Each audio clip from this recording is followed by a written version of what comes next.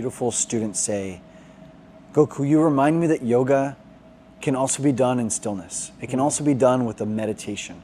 And I said, you're absolutely right. And yoga is a meditation. Yoga is not an exercise. However, you can apply yoga to everything. You can go lift your weights and apply yoga to that. You can do your martial arts, kung fu, and apply yoga to that. You can go get a massage and apply yoga to yourself while you're getting that massage or giving one. You can be a real estate agent and you can apply your yogic philosophy, that non-harm, that non-stealing, that truthfulness. You can apply all those things, even breath. Yeah, you are right. In this distracted world, our mind is like, here and there, everywhere. And it's like people just are the servant of their mind. Whatever mind says, they do that actually. What has Bhagavad Gita taught you so far? Well, the first and foremost is it takes place on a battlefield. So it's a discourse of a figure, Krishna, who represents the supreme creator and or God or the divine consciousness, and this human warrior who's in this calamity of fighting with his family, Arjun, right? And he's like, I don't know what to do. So Krishna gives him an option. He says, you want to take 100 of my best warriors or my advice? And he says, your advice. And how I relate to this is I was in the military before. And so I was on a battlefield. Actually, I was deployed to Honduras. We were originally, it was for a humanitarian mission that transformed to being an anti-sex trafficking. Let's get started. Sure. Thanks Goku again to be in my channel. As you know, it's called Mindfulness with Manish. And this is your second time you are coming to my podcast. We recorded an awesome podcast last time on a generic yoga and spirituality and the wellness and things like that. This is an extension to that, version 2 we can call it. And just for the audience, basically yoga, if people, Goku, if people don't know, Goku is a yoga professional. He has been teaching yoga for like almost 10 years or more than that? About 15 years 15 now, years. Yeah. Not just yoga actually, he does, he also teaches meditation as well as martial arts and whatnot. Like he can give you his introduction, but he has classes all around the Bay Area and other places. He organizes retreats and he's an awesome personality as well to be around. I can see the vibe from him. So again, thank you so much, Goku, to be in my channel. I love that. Thank you, Manish. And you almost called me yoga there for a moment. So I love that. Goku and yoga, I don't know, it's not rhyming, but when I see you, I always think about, oh, yoga is coming. Oh, that's wonderful. Yeah, that makes me so happy. So thank you so much. Very grateful for having me again. And I also agree, like you're such a wonderful person and I love the podcast and what you do. I don't know if you've announced publicly, but he just became a real estate agent, so round of applause. I love that. It's just amazing supporting him in his journey to just find that growth. And to me, this is yoga, right? Union of mind, body, spirit is not just about what we do on the mat, it's what we do off of it. Connecting people, using our authentic self, our truth, our dharma, our path to do what we need to do that's based on our strengths, right? So yeah, a little bit about me for those that didn't join us for the last podcast. I've been teaching yoga for about 15 years. I've been practicing for 22. I'd consider myself a Raja Yogi. So I study Bhakti, Hatha, Karma, Jnana. I've read the Gita, I teach the Gita. I love the Sutras of Patanjali, read it, teach it, Hatha Yoga Pradipika. And since the last time we've had a session, I've actually been teaching at a private school called Fusion Academy, where I'm teaching students from the ages of 11 to about 18 yoga. And we get to customize their class. It's all one-on-one. A lot of these students are 2E, which means twice exceptional. Some of them have autism and depression or ADHD and dysgraphia. It's very difficult for them to read. So I have to customize these classes for them. And some of the students don't want to do yoga asana, which is the physical postures. They just want to study the Gita and learn the philosophies and the meditation as their PE elective in order to find more peace in their body. Some of them love the physical stuff and they want to master their headstand or their shoulder stand or their splits. And it's beautiful having this opportunity to finally bring it to schools in an environment that's so safe and integrative. And so in addition to that, I teach in gyms, I teach in studios, I've been hosting classes. I've got an upcoming yoga retreat with my friend Noah in Costa Rica. So that's going to be November 2nd to the 9th. Maybe I will see you over there. I would love to have you. Yeah, let's go. Come on. And then finally, of course, I'm going to Japan on Tuesday. So going to be doing a language exchange and yoga meditation event. And you mentioned yoga and meditation. I want to tell the audience too, like a lot of people, maybe too many people, think that yoga is just physical. It's an extra. Even in my class today, I had this beautiful student say, Goku, you remind me that yoga can also be done in stillness. It can also be done with a meditation. And I said, you're absolutely right. And yoga is a meditation. Yoga is not an exercise. However, you can apply yoga to everything. You can go lift your weights and apply yoga to that. You can do your martial arts, kung fu, and apply yoga to that. You can go get a massage and apply yoga to yourself while you're getting that massage or giving one. You can be a real estate agent and you can apply your yogic philosophy, that non-harm, that non-stealing, that truthfulness. You can apply all those things, even breath. Yeah, you are right. So you can apply yoga anywhere. That's why the name of the channel is Mindfulness, because people think that mindfulness is only yoga or spirituality, but it's like everywhere. Even if you are like a normal teacher or real estate agent, as you mentioned, you can apply yoga there. Yoga, like one of the forms of yoga is Ashtanga yoga.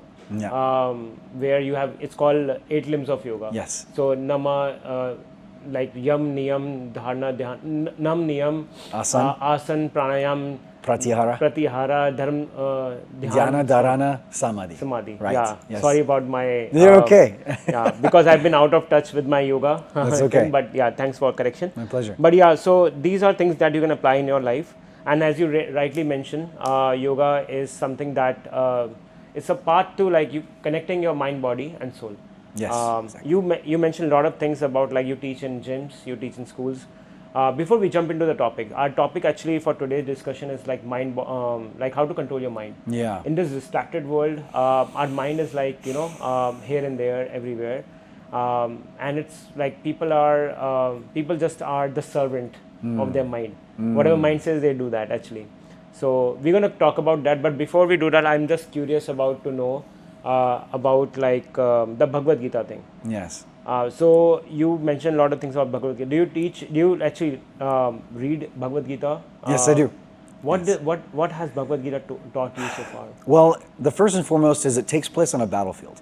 So it's a discourse of a figure, Krishna, who represents the supreme creator and or God or the divine consciousness, and this human warrior who's in this calamity of fighting with his family, Arjun, right? And he's like, I don't know what to do. So Krishna gives him an option. He says, you want to take 100 of my best warriors or my advice? And he says, your advice. And how I relate to this is I was in the military before. And so I was on a battlefield. Actually, I was deployed to Honduras. We were originally, it was for a humanitarian mission that transformed to being an anti-sex trafficking mission that was kind of a little bit deeper to the thing that we knew we were going there for. And we did get into a gunfight. So in this battle, I was at multiple times in my life, just feeling it in that presence of, and I still relive this. I still have moments where the PTSD just comes back and I relive it. And I use yoga and I say presence and I say, this happened for a reason. And I look back on the actions and the lack of actions I took in those moments. And I realize looking back, it was the actions that saved my life. If I were to have paused and frozen and fled or abandoned my fellow comrades, much worse could have happened. Thankfully, nobody was lost. So I was injured from that. But in this, I'm recognized of Arjuna's strife. What the hell do you do in this situation? What do you do on this actual battlefield? And a lot of us can't relate to the military. We weren't in the military. It's like the 1% of the 1%. So in real life, like I've been through a divorce. I've been married. I have kids. I have had jobs. I've lost jobs. I've lived in my car. I've had these battlefield moments throughout my life. What is one thing which you learned in your life, entire life, like in one paragraph or maybe one sentence, if you want to tell that, what would that be? So what did I learn in life? Yeah, about like all of that happened, like military, divorce and marrying and things like that. So one paragraph, I'd say that the key words of presence comes to me. And so people try to strive for stability. And I think the best way to find stability is to master the chaos. And so what I've learned from all of this is the more you master the chaos in your life, the more peace will be more of a blessing. And instead of chasing after peace, you allow the chaos in your life to be part of your life, not as a way to manipulate you or to bring you down, but as a way to evolve and to alchemize and to master your responses to life so that every little thing that happens that's not good becomes an opportunity for growth. And so from everything I've been through, I'd say that's the best lesson I've learned is mastering the chaos, mastering the mind. master your responses. That actually is a very good point to our topic, which is mastering your mind, There you right? go. So we have many topics in yoga. We can go over like how to control your stress, depression, ADHD, and all the problems. But maybe another podcast for that. Yeah. But this one just talk about like we have to talk about the mind. Let's talk about the basics. Why it's so difficult to control the mind? So it's a question that comes up for a lot of yoga students and just people in general. Why is my mind filled with all of this clutter, right? And that's not an easy answer. Why? Why is anything the way it is? And I think that the simplest answer is that we want a lot. And the more we want, the more comes into our mind. For example, if I want this coffee, it means that I'm thirsty, which means that I need money to have it, or I need the sustenance and the substance in which to get that. So that's already 3 things just to get coffee, right? So now talk about a relationship. Not just a relationship with another person, a relationship with yourself. I want to heal my knee injury or my lower back pain. What do? First of all, you don't know. Most people escape and they go to a doctor and they're like, help me. They go outside of themselves. But see, this process creates clutter in the mind that doesn't give you your power back. So I'd say that's where it comes from, is the clutter of wanting more. Okay. And wanting outside of yourself. So clutter of wanting more. Okay, that's good. But as you mentioned, we need money for survival. Oh, Every money is important, right? So going after money is fine, but where does the problem happen? I think using the terms going after, we can use that with a juxtaposition of chasing. If you're chasing money and you don't have for why you're living, this can put you in a stagnant, chaotic space where it can take you away from what you need in life, right? And so if you're letting money come to you, meaning you're showing up at work, you're doing your best, but then you're aligning yourself with environments that work best for you. For example, let's say you work in a restaurant. Let's say you're average person making anywhere from 17 to 24 bucks an hour here in the Bay Area, right? That's the average for like restaurants after tips or maybe no tips included. But living wage, according to the government, for Mountain View, for example, is $44 an hour. They say that you need $44 an hour in order to have a comfortable life, working 40 hours a week. That's where we make half that, minus some, for most of that. So if you can align yourself with jobs that will get you more money or environments that give you more peace, then money will come. For example, if you're not so stressed out all the time from the work you go to, you won't need those 6 Starbucks coffees, right? And so even though you're saving a little bit of money there, it becomes a bigger picture. Like you won't necessarily need that BMW today, right? You won't need that excess outside thing. Right. It'll be internal. You'll be content and you'll practice that non-possessiveness. Got it. Right? So basically what you're saying is like money is good, but until certain point, like there's no limit to money, right? Even who is like millionaire or billionaire, they seek for more money, and there's no end to that, right? And when a human goes after money and that does things like that, that's where basically the problem with the mind happens, where we are not able to control the mind. Is that right? I 100% agree. Money, just like anything else, is energy. It's an equal exchange. We use too much of it, we're out. We don't make enough, we can't get that coffee. So we have to have that happy balance. Just like the car, you need to fill up your tank of gas. If you fill it up all the way all the time, it doesn't really do anything. If you keep it on empty, you're not going to be able to go anywhere. So having that happy middle, it's going to be more beneficial for your life going forward. Right. And having a healthy relationship with money, financial literacy, understanding how money works and how to save or like invest in, Roth IRA or in a home or invest in yourself, like for self-help. Okay. So to mention the points, right? So controlling the mind, I think one thing you mentioned is the money. We should master the money, right? Yeah. Master the money, Yeah. So that is one. Second thing is mastering the relationship. That is second point you mentioned. Yes. What are other things like point wise if you can go over which can help control our mind? Master awareness. Mastering of awareness. Because I think this is like the umbrella, right? This will trickle into that money, into that relationship, and mastering the awareness. What am I doing in life and why? Going kind of into that yoga dharma, like what is my purpose? When you align yourself more with that, going back to that work, that restaurant you like to work at that pays you well, look back at yourself and say, Am I around the people that support me? Is there growth here? And is there opportunity for myself in my home, or am I content? If either of those questions are yes, then you're in the right place. Right. You don't need to make your 44. You can be content for the rest of your life at 19. But maybe you want to strive for more because you will have more to give. What if you want to open your own restaurant? Making $19 an hour, you're going to be working a long time to save up enough. So you have to find other ways to make more money. Right. So instead of chasing that, you follow your path, what aligns for you most. Right. And instead of trying to work hard, I think we're pivoting into a world of working smart. Right. So my next point would be work smart. When we work hard, it's this old school idea of, our ancestors, maybe even our parents, worked really hard because they had to, because they lived in a war-torn era. And it wasn't the time and place where just one parent could work and everybody could go on vacation 3 times a year with that income, right? So even today, we don't necessarily have that a lot. But we can still work towards that. I think the opportunities that we've been set up with from the past have set us up for success today. But people are still in this kind of trauma mode, right? So they don't see opportunity as a good thing all the time. They see it as a potential threat. Right? This threat's like, oh, this job's opening for me. Maybe I'm not worthy of it, right? Or like as a yoga teacher, I show up to a new class and I'm like a little nervous. Like, who are these people? It's that performance anxiety, right? So I think it's important to have that kind of realization and awareness of yourself, of what your value's at. Correct. And then reach for higher points when you're ready for it. I think one thing you mentioned is like in controlling your mind. The thing is where sometimes you feel like doing something which should not like lead to your benefit.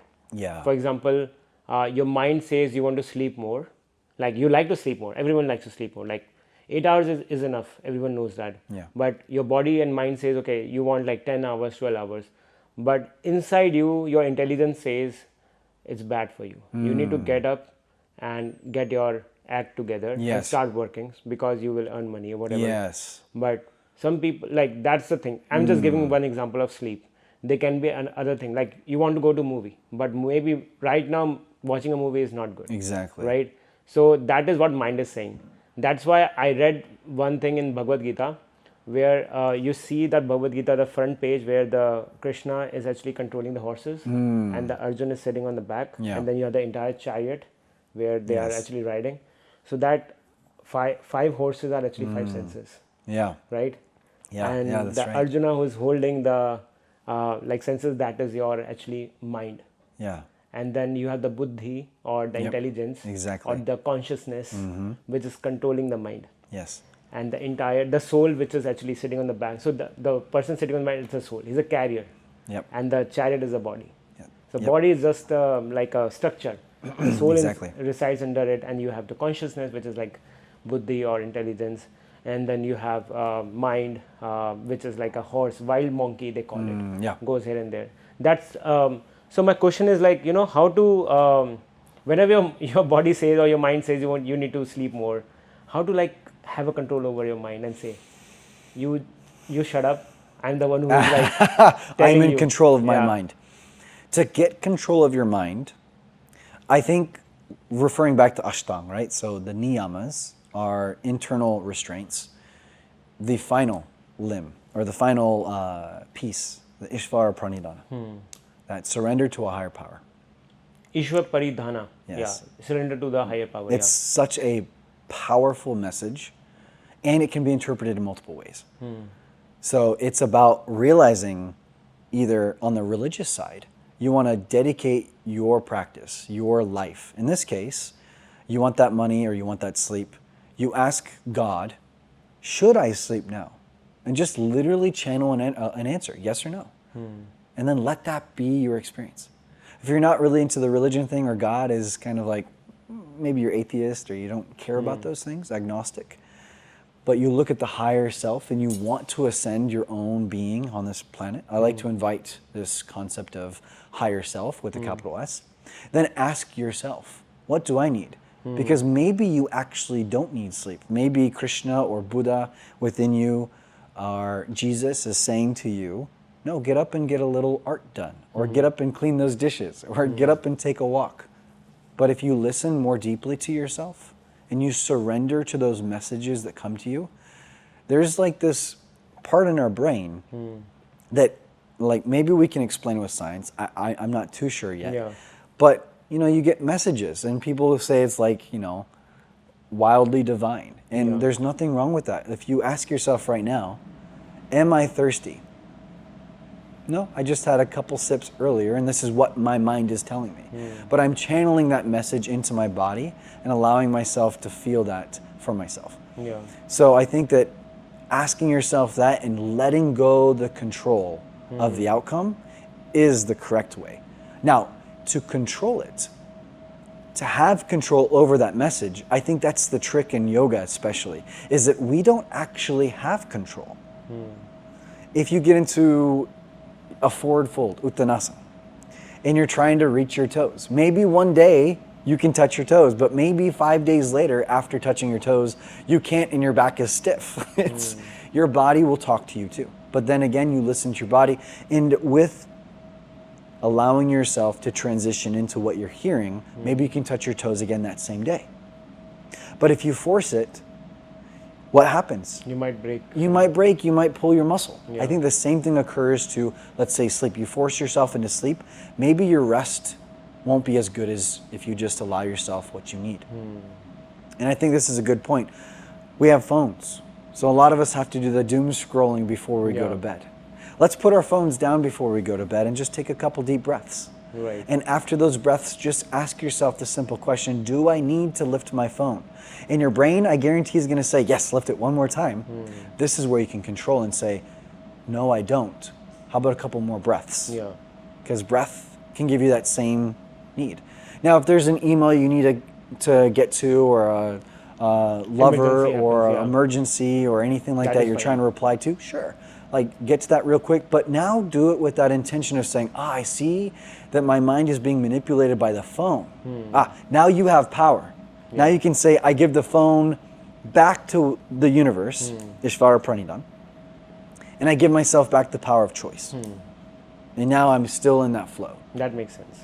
Awesome. So you mentioned about the breath work, right? Yeah. Let's talk about the science of breath work and inner peace. How does it has to control, like how does it has to like do with controlling the mind? The breathing practices, how does it affect the controlling mind thing? Yeah. So let's talk about that. So let's talk about breathing practices. Sure. And the benefit, and maybe there's a cons to that, or maybe negative things of breath work. For sure. Yeah. Yeah.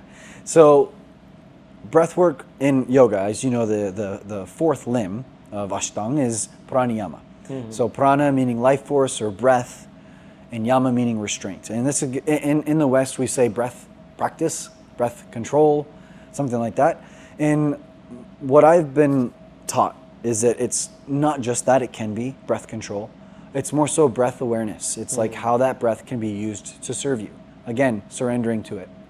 And then seeing where it is. When you're going through asana practice and you're going through your vinyasa or staying in a hatha pose, holding that warrior two, and you notice your breath is getting more shallow. And you're feeling the pose and you're really getting into it. This is powerful. Because then you're in a powerful pose and you're relaxed. And that's going to tell your body you can get stronger. Maybe bend that knee a little bit, maybe sink down lower. Maybe you're ready for it. Maybe really focus on the posture. Not chase it, but focus on being in it. Yeah. But if you notice that, like, if you move from that warrior two into that reverse warrior, now your lungs are expanding, you got more breath, and it's hard to control because your belly is being compressed. Now your breath is telling you, slow down. So you have to now actively engage that breath work. As you inhale, reaching that arm up and back, and then exhale, try to release something. That's why we cue it in yoga. We have awareness of that breath. So I'm not taking away from the yoga practice on the mat and into life. Back to that, you're laying down in the bed and you're looking at your phone. How are you breathing? You don't even notice. It's so subconscious. But take a moment to just notice. Like if I'm on my phone here and I'm just pressing, I'm playing with buttons. And then I bring my awareness to my breath. And I notice maybe there's some tightness. Maybe there's not breath. And so that lack of breath can also be bad for the brain. So we're talking about wanting to get sleep. Putting that phone down and focusing on breath to bring oxygen to the brain can help tell it it's time to relax. Yeah. And in the yoga, they call it like we have left and right nostrils, right? Yeah. So they have a deeper science. I think science doesn't believe in that right now. Yeah. Maybe one day. Yeah. But the yoga talks about like, our left nostril is connected to sun and the Yes. right is connected to the moon. Moon, exactly. So Yep. at one moment, either of the nostril is working, not both. Yes. That's why we do like, some pranayama, which is Shodhana, Nadi yeah. Shodhan or Yeah. Anulom Vilom, where we make sure both the nostrils are working Yes. to balance left and right side. Yes. But if, for example, your left side is working, which is your sun, that means you are more aggressive, you are Right. more active, you Energetic. can do more energetic, Yeah. you can do like more active work. Exactly. If your right side is working, which is your moon side, Yeah. which gives you more calm, you can read a book, Yeah. calm down and think. That's what Yes. I heard. Right. It's actually true also. And there's a process to change that as well. Exactly. Yeah. So that is one thing. But breath has a lot of things to control your mind. If you're stressed, you can see your breath. Yeah. It goes like fast, Yeah. right? If you are calm, it goes slow, Exactly. right? So Yeah. that is one thing which I've noticed. Yeah, you notice like when you're doing the yoga practice, like your breath will elevate when you're in an uncomfortable or discomfortable or even like stressful environment. Maybe you're in a static posture, like Ardha Padmasana, right? So you're just here, like half, and you notice in your hips you're feeling this like tension. And you start to, instead of doing your belly breaths or even your Durga Pranayama, that 3-part breath, you notice there's like, all your awareness is in that hip. Yeah. And so that can take away from your breath too. And so having that awareness can bring that breath back. So this is where it comes back to the mind, because your mind is thinking all this. And so your goal is to release that and to just be. So be in that discomfort, be in that breath, right? And you mentioned another thing too about the Nodi Shodhana, the fire and the energy that you're creating, right? So if we want to create energy, let's say you had that bad sleep. Now wake up and just try breathing in and out through that left nose and see if you can bring that in. Or a Kapalabhati, breath of fire, just breathe fast. There's techniques we can energize the body. And going back to the science of it, yes, you're right. Ayurveda is not, in yoga, it hasn't been fully recognized here in the West, which is interesting because Chinese medicine, traditional Chinese medicine has, and a lot of traditional Chinese medicine and a lot of Chinese culture and practices and in general come from India, come from Ayurveda, come from the Shaolin Kung Fu, comes from Kalaripayattu, right? We talked about that in the last session. So it's interesting, that dynamic. But bringing it back to the breath and that awareness, the mind doesn't necessarily always need to be controlled. What if I were to challenge the whole system of humanity and say, what if we just go with the flow? What if, and then in the flow, we align ourselves more with things we like? For example, we got this space here. If I decide to walk forward, like a choose your own adventure, I want to go left and go to my car and leave. Or go right, go to the bathroom, grab some coffee. I'm making these choices, right? You're already doing it, but what if you bring more awareness to that? If you breathe and you notice your breath, it'll tell you what you're needing most. Your gut, coming to chakras, your manipura, your ego, that personality will, on fire, give you that answer. So over time, as you practice pranayama, your mind, the universe, your Ishvara Pranidhana, will speak to you. It's not necessarily rooted in too much science, but there is some. When we think about the vagus nerve that goes from our brain into our heart, through into our pelvic floor, arguably the 3 most important parts of our body for controlling the mind, like we're talking holding the chariot, right? Yeah. We got the bodhi, we got the heart, the anahata. Here's another chakra it's working through. Yeah. Svadhisthana. So we got 3 chakras it's working through. If we're not even including the Vishuddha, which goes through the neck as well. We're expressing this nerve, the longest nerve in our body, that when it's overstimulated, it is the direct result and cause of our flight or fight. We're in a stressful environment, and so we're not in our parasympathetic. We're not activating eustress, which is good stress. We are flying, fighting, running, or fawning. We're giving ourselves over to that victimhood, to that thing that's controlling us, to that mindset that is not.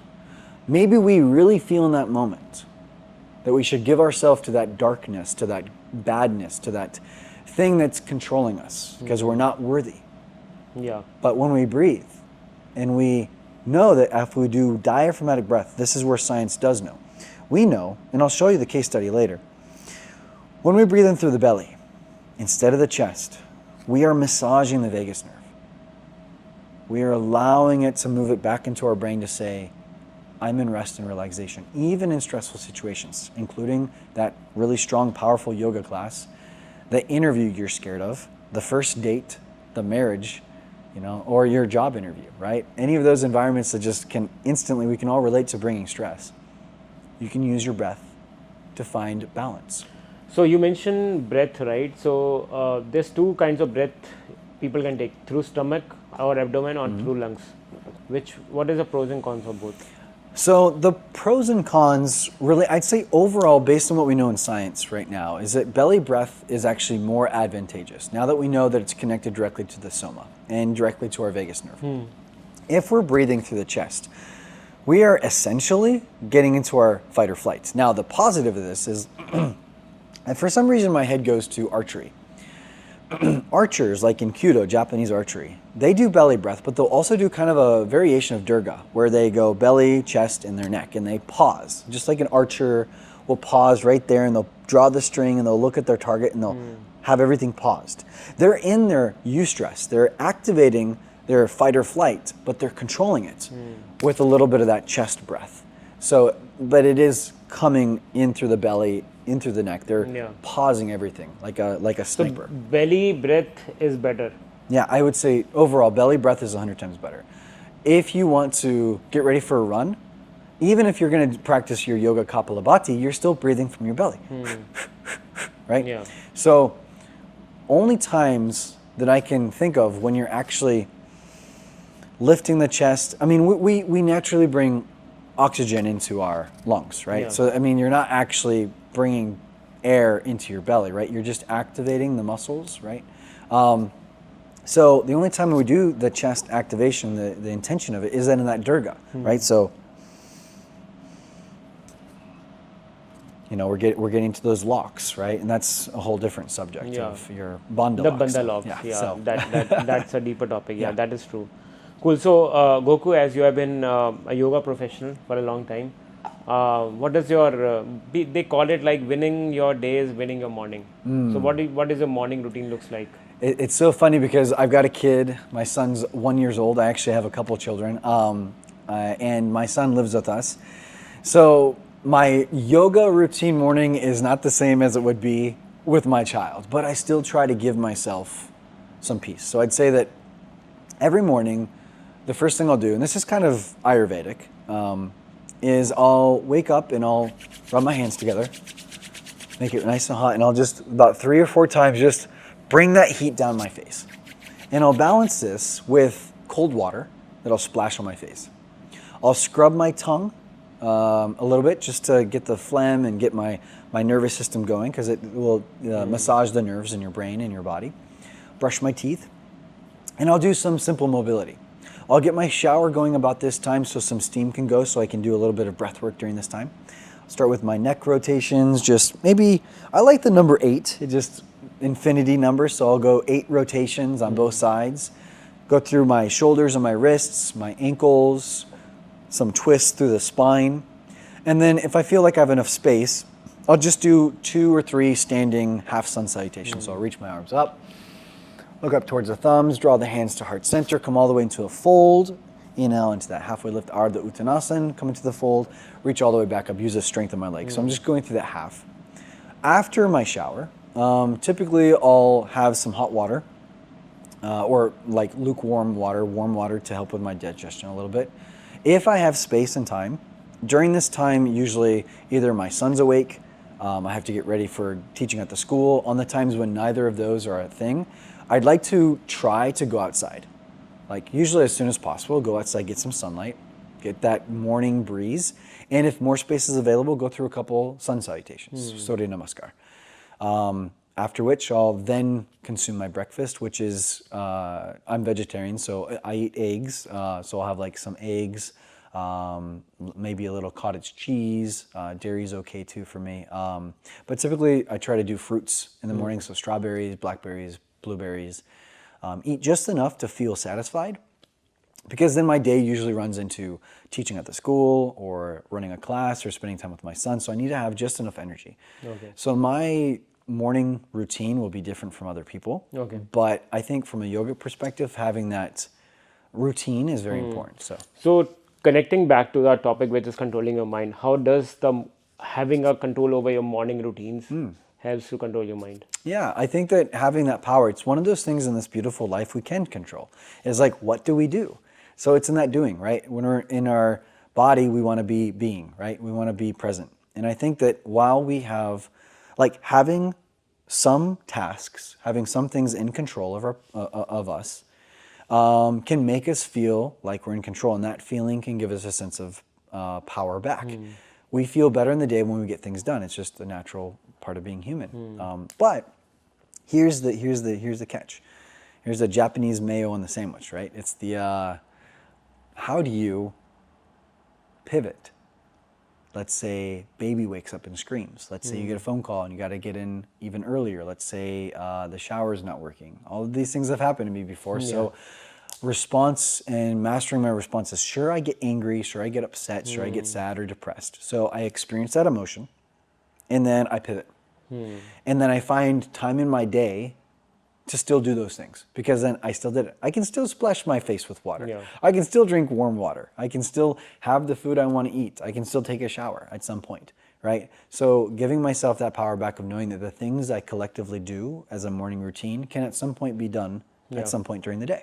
Right. So, and now I let go of that stress of, was it done or not? And do I feel good? Because I'm making my priorities about things that are sometimes more important, like taking care of my son or a friend that needs help or my partner or something like that. So Yeah, I think that makes sense. They also talk, like, from my experience, like, if you wake up early, that is another thing. They call it like waking up early around, like, 3:30, 4. yes, yeah. That's the best time. Yes. Your mental awareness is more, and you, like, can have the more grasping capacity and learning Exactly. capacity. Exactly. Like when I was a student, my mom used to wake me up early, and that actually helps. And also sleep early as well. That's always the case. You always require 6 hours of sleep at least. Yeah. But right now, we sleep around 12, we wake up at 8, so Yeah. it's all messed up. But the ideal is that. So I think Yeah. that's the best way to do it. I'm trying to getting better at it. But if you win your morning, they call it you win your day. Your day looks bigger, Yeah.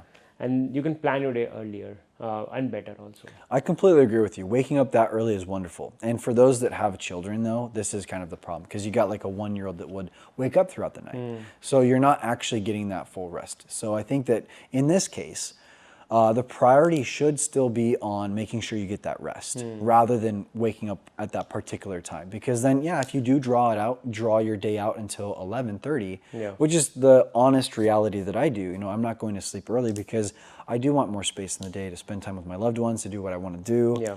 to get things done especially around the times when my son's sleeping. But when he gets older, when he has a routine, Yeah. that's absolutely something you can still incorporate even with kids. Like my daughter is 11 now. So if she was still living with me right now, she's with her mom, then I would actually incorporate this routine with my daughter. We could easily implement that and teach her how to do it too. Because if she goes to school anyways at 6 a.m., we can have so much fun. 3:30 to 4:30, just do our morning routine. She can do her thing, I do my thing. And then from 4:30 to 5:30, we can have fun with each other and maybe do some painting, arts and crafts, get some father-daughter time, and then I take her to school. That's just an idea of what people can do. And I agree if you have more time. Yeah. Because You can do more things. yeah, we live on a most people 9 to 6, 9 to 5. Yeah. So when do you actually have time to connect, right? Yeah. So. That makes sense. So, like, how do you motivate others? Like, I know you are a yoga professional. You do yoga and meditation, which helps you control your mind. People these days, they don't do yoga. They are mostly, like, I see a lot of, like, people around me. They don't go to either, like, not even gym, like no exercise. Every time they work. So my question is, like, how do you motivate people? How should people motivate themselves so that they can at least go spend 30 minutes to their body, right? And then I think spending 30 minutes to their body, do any form of exercise. Yes. And then one step above is, like, like yoga, meditation, sitting calm? Yeah. How people should think about that? There's three things that come to me from this. The first is that intrinsic motivation is what you're talking about, and it's nothing you can really force somebody to learn. You can invite them and inspire them to learn it by aligning them with, for example, their dharma, or like in my school, like my 2E students, it's really difficult, a lot of them, to even have, like, intrinsic motivation doesn't exist in their vocabulary because they're so in the go, go, go, go, go, like What the is ADHD. intrinsic motivation? Sorry to So cut you. intrinsic motivation is like that. So you're motivated to do something because it's already something you love from within, right? So it's not like an external thing. You're not like trying to build a house. It's already built Yeah, inside it's you. already built Like inside I've you. seen Yeah. people getting motivation from external sources, like Yeah. they go to gym just to impress their girlfriend. Yeah, exactly. They are Right. going to gym just to win a competition. Right. But the actual motivation should happening within you. Yes, That's what you're talking exactly. about. So that exact example. So the juxtaposition of going to the gym to impress your girl, to look a certain way. The intrinsic motivation is to go to the gym to feel good, to improve, to heal your body, to connect with more people that do those things, and because you love it. Like just loving it is a way to be motivated to do it. So because, and really the difference here is, let's say that girl ends up with a guy that, and you lose the girl. So now you're not motivated to go to the gym anymore because you won't see her, or she's with somebody you don't like. yeah, You your lose gym it. thing is gone. Right. So that's the first thing. Building that within people. I think what has worked for me, and I'll be completely honest, doesn't always work because you can't force it. It is creating safety and space for people to explore what they love. You have to either be so inspiring that they say, I want what he has. And as they search for it, they realize within themselves they have to do these changes or transform themselves in these ways. Or you can teach them, like, this is what intrinsic motivation is, like directly, like be like, hey, I see that you're struggling with working out and you're trying to lose weight and you're trying to get healthier for yourself. Like, you don't realize that you're already intrinsically motivated, but you're just not aware of it. Here we go to that awareness thing, right? So having that awareness can be very powerful, of like, oh, this is what I'm doing. And then it's like a superpower. Like, you use that to continue doing what you're doing instead of those goals. And then within the scope of your own control, this is a second thing, give people tasks. Like, I think the intrinsic motivation should be growth, no matter what it is. Like, if my intrinsic motivation is, let's say I'm motivated to spread yoga as a practice of philosophy, authentically from India, instead of this yoga asana, heavy focused, westernized approach, then I'm going to do that. I'm going to show up in my classes and authentically approach as not just a heavy hitter like a yoga 6 or a core power yoga where they just sweat and they want to come to hot yoga to get sweaty. I'm going to show them how to get hot from breath. I'm going to show them get hot with their movement. I'm going to show them how to get stronger and more flexible with just 3 rounds of sun salutation instead of 100, right? I'm going to show them how they can improve their lives by, most people don't like to talk in classes. So I'll use mantras, I'll om in my classes. I will do meditation in my classes multiple times. I will lead them on breathwork sessions. And then I'll dabble in some physical stuff. And even if my classes do have a lot of physical things, I'm still going to interweave those things, right? There's always some kind of theme. And with that said, giving people tasks, like if the people that I don't meet, I have no control over. So you mentioned there's a lot of people that don't even go to the gym. That's the environments you've put yourself in. I think that because I go to the gym and I teach yoga and I put myself in those environments, I attract those people. Where I see people intrinsically motivatedly not having that are because they've been chasing something and now they can't, and so they're feeling lost. So that's why they show up in my class, because they're like, I want to try yoga again, didn't like it before. And then all of a sudden, Mary Jo Smith and Kevin all are like, oh my goodness, like, wow, this is what yoga is. Great, I want to come back. And they realize it's a journey and it's a community. That's the third thing. So intrinsic motivation is a realization that on this planet, as a human being, if we contribute to something that helps humanity, you're helping other people. And by helping other people, you've just made a friend that loves you and will maybe someday give you $1 million or maybe give you a hug that you need. So that's powerful. And also I feel like yoga is like healing power.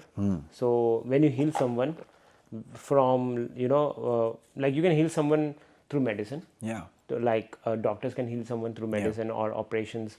Yoga, we are not doctors, we are yoga professionals. We can heal someone through yoga practice by teaching them healthy living as well as breath work. Exactly. And on return we get like blessings. Yes. And when you are getting blessing, that's another level. You Yeah, are exactly. actually, that's helping your karma. 100%. And things like that. So that's what I feel like. But anything else you want to talk about in controlling your mind? I mean, the biggest takeaway is that I think the deeper you go into that surrender, the more awareness you have, the community you build. Really, like, pick up the Bhagavad Gita, read a couple pieces of it, see what clicks, and I'll tell you, the Bhagavad Gita it can turn you off. Like, there's a lot of like crazy stuff in there that might not resonate with people. Like, Krishna is literally saying, if you don't listen to me, then this is not going to happen. You know, if you don't surrender yourself to me, that can be very unattractive. So if that doesn't work, then ask yourself in that moment why that's not attractive. And so if you don't want to go the religious route, then come to one of my classes. What is the best thing you learned in Bhagavad Gita? My absolute favorite context has to do when he's explaining basically just the different variations of yoga. So he doesn't even mention hatha yoga. He doesn't mention anything about the physical. He mentions dhyana, he mentions bhakti, and he mentions karma. And I think karma yoga is my favorite in this context because it's about that selfless action, right? You're doing things Something because that is selflessly. Yeah, you're doing something because you want to make the world a better place, or because that person really needs help. Just yesterday, my wife and I were driving down the road, and I was on my phone making some post or something like that, and she screams and she's like, "Oh my God, that dog!" And I look up, I'm like, "Where?" And this dog was like running across the street. I'm like, "Babe, stop the car." I get out of the car immediately. I stop the cars. I run in these sandals actually down the street past a donut or coffee shop, Paris Baguette, and I didn't realize I could run that fast. By the way, I chased this dog down, got into a corner. I immediately just tapped into this like military mode. I'm like, "Hey, you, and you, come over here. Let's get this dog on these 3 corners." And we got them. And of course, the dog was a little scared, but ran towards me because I kind of angled it that way. Grabbed the dog. He tried to nip at me. I manipulated it right away. Immediately wrapped him in a blanket so he was comfortable. And why did I do this? Why did I jump out of my car instead of being with my family? Why did I chase this dog down to make sure it doesn't die?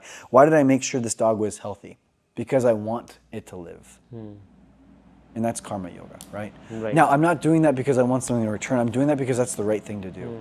Not everybody's going to get out of their car and chase, down the street. And I'm not promoting that. Like, be very safe about doing that, right? But like, I know within my skills, within my abilities, that I have this kind of training to do that. And I don't have the time to call 911 or call a doctor. So I know a lot of people are like, "Well, what happened to the dog?" So one of the families ended up adopting him.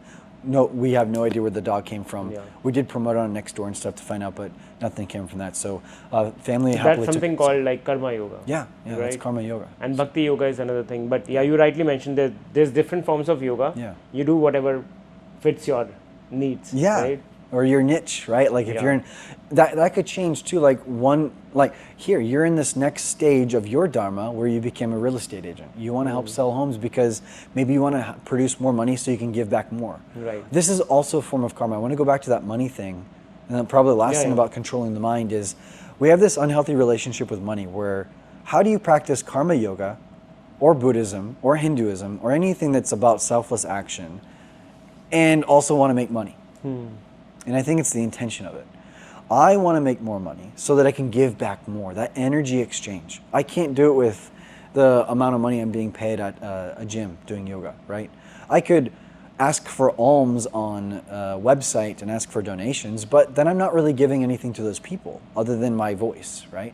So I'd rather do it in a way that's more authentic, like hosting yoga retreats or yoga workshops or events that can give me more money that I can then use to open a studio to spread this mission. Yeah, that's why I think I started the yoga because it's free. Yeah. So I'm giving something to the community. I know it's a very small thing. Yeah, for sure. But usually people charge and they, it's a form of living. Yes. But for me, the God has given me like a job That's why I can do this for free. But Yeah. yeah, yoga can be like taught as it can be a profession also. Yeah, for you sure. don't have to do free also, but Yeah. that's what I do. But yeah, you are right. I think controlling your mind is like not one single thing. It's like consists of multiple things. Yes. You need to control your relationships. You need to control your morning. You need to control your emotions and everything. Yeah. So I learned a lot from this episode and this interaction with you. Thanks so much, Goku, again to be in my show. Of course. Before we end this, one last thing. Yeah. Anything else you want to talk about in this controlling your mind? So, not about the controlling the mind. I just want to say that remember that the mind is meant to be explored. Yeah. Right? Explore the mind. Yoga Chitta Vritti Nirodha. Like that's the Bhagavad Gita 1.2, right? Like it's the goal of yoga, and my interpretation is not. It's interpreted as yoga is the stilling of the the monkey mind. I like to think of it as the vortex, the vortices. It's a circle, and there's multiple. When you have a thought, here's a circle. And from that thought, multiple things. And from this thought, multiple things. And so it's about not stilling those vortices, it's about stepping back and seeing them and seeing what's most important. And so taking control in this way is making that authentic choice of what aligns best with you in those moments. That's presence. Right? So that's rightly said. Yeah, I think it was an enlightening journey for me to talk to you. I think we should have another session to talk about another topic about yoga. I was thinking about like teaching yoga, how to be a good teacher. Oh, that's a great one. But that can be another session. Yeah, but for so sure. far, I think we are good. Thank you so much again. Yeah, of course. Thank you, my Being friend. my show. Yeah. Thank you so much. Yeah. Thank you so much. Hare Krishna. Hare Krishna.